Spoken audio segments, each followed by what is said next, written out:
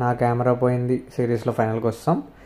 పొద్దున్నే లేచి బ్రష్ కూడా చేయకుండా మళ్ళీ నువ్వు దగ్గరికి అయితే వస్తాను. నా చేతిలో 2 కనిపిస్తున్నాయి కదా, 2 మ్యాగ్నెట్స్. నా కెమెరాకి ఒక సైడ్ మ్యాగ్నెట్ ఉంటుంది. సో ఇది వాటర్లో వేసి లాగితే ఆ కెమెరా దీనికి అంటుకొని బయటకు వస్తుందేమో ట్రై చేసాం, అది అసలు పని అవ్వలేదు. ఇంకా వేరే ఆప్షన్ లేక నీళ్ళన్నీ తోడించేసి చేతులతో వెతుకుదామని డిసైడ్ అయిపోయాం. ఇంకా పనిలో మోటార్ తెప్పించి మొత్తం నీళ్ళు తోడించేసాను. సో నీళ్లు తోడించాను కదా, అన్నీ వేస్ట్ అయిపోతాయి అనుకోకండి. ఎందుకంటే చుట్టూ ఉన్న తోటల్లో రైతులతో మాట్లాడాం. మొత్తం అవి జీడి మామిడి తోటలు, సర్వే తోటలు, మామిడి తోటలు ఇవన్నీ ఉన్నాయి. వాటికి నీరు పెట్టించాం. నీళ్ళు అయితే ఎక్కడ వేస్ట్ అవ్వలేదు, అవన్నీ మొక్కలకే వెళ్ళాయి. అండ్ మోరోవర్ ఆ నుయ్యి కూడా వితిన్ 2 డేస్లో మళ్ళీ కంప్లీట్గా సేమ్ వాటర్ వచ్చేస్తుందంట. మొత్తం డ్రై అయ్యాక చూడండి అది ఎంత లోపల ఉందో. ఆ లోపల మట్టిలో మా వాళ్ళు కొంచెం కష్టపడి ఎతికితే ఒక 2 అవర్స్ తర్వాత కెమెరా అయితే చేతికి దొరికింది.